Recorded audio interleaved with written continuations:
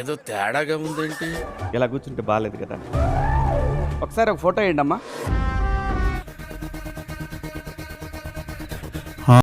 చూసావరా దీని తలపొగరు? ఇది ఇలా ఉంటేనే ఇంత లెవెల్ కొడుతుంది. అక్కడ అందరు ఎలా కూర్చున్నారు, మీ ముగ్గురు ఎలా కూర్చున్నారు?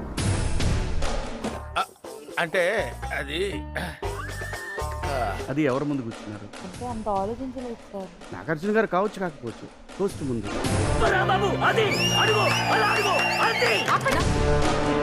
మీరేమో మాట్లాడితే కామనర్స్, సెలబ్రిటీస్. జనరల్ గా చెప్పాను రా. నేను సీరియస్ గా తీసుకున్నాను. అగ్ని పరీక్షకి ఎన్ని రోజులు ఉన్నారు? షోలో ఎన్ని రోజులు ఉన్నారు? మొత్తం కలిపి 2 months. మీరు సెలబ్రిటీ కదా? అంటే అన్నాడు గాని ఆ ఊహ ఎంత బాగుందో. కాలేదు అని మీరు అనుకునే ఇలా బిహేవ్ చేశారంటే కొంపదీసి రేపు పొద్దున పెద్ద సెలబ్రిటీ అయిపోతే ఎలా చేస్తారు? ఊహిస్తేనే భయంకరంగా ఉంది. ఎందుకు వచ్చారు అసలు షోకి మీరు? విన్ అవ్వాలని ఆడాలి. శారదా జోకు బాగుంది, కారులో కూర్చొని నవ్వుకుందాం. ఏం చేశారు విన్ అవ్వాలంటే? అసలు నాకు ఏం చేయడానికి ఇక్కడ అవకాశం రాలేదు.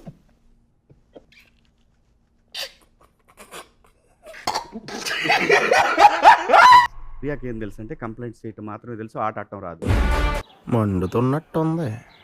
ఇక్కడ బాగా వింటున్నారు, అక్కడెందుకు అంత? ఇలా ఎవరు చెప్పలేదు.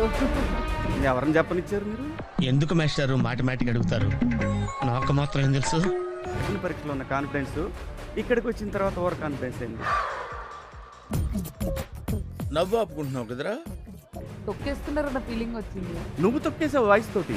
ఓహో, ఇప్పుడు అలా కూడా రాస్తున్నాను అనమాట. ఇదేంటి? మాట్లాడుకుంటూ ఉండు. చెప్పు. బాగా పొగరండి, ఇది కరెక్ట్. ఆడియన్స్ ఫీలింగ్ కూడా అదే. ఇంక ఈ అమ్మాయిని మనం నమస్కారం, ఇష్టం వచ్చినట్టు చేసుకో. ఏమిటి